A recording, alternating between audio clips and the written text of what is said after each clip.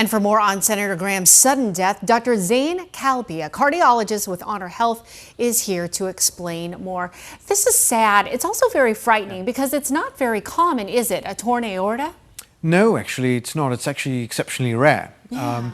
3 in 100,000, actually. And when it's a surgical disease, and I'm a heart surgeon, so it is a surgical problem. So it's very tough. But when they do get to us, it's actually people do okay. Right. And explain what would cause this.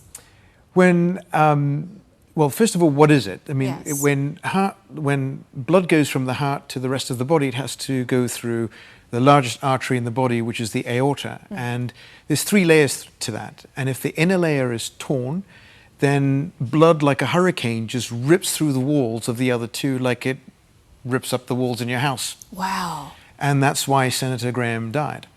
But is emergency surgery, is that really the only way to maybe perhaps, prevent something like this sudden death? For this type of aortic dissection, which is this tear in the first part of the aorta, the answer is yes. It is a surgical disease.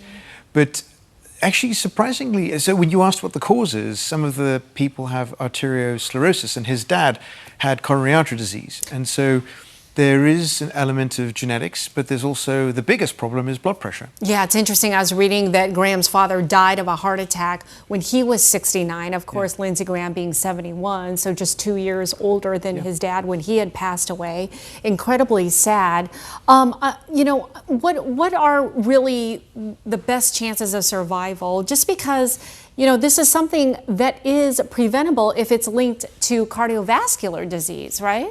Correct, but actually it's quite more simple than that. Is if you can control your blood pressure, if you can control your cholesterol, because that usually ties in with calcium on the aorta, and if that rip happens, then you can prevent it. Also, you can screen patients, and we have a screening program where you can actually monitor the size of your aorta.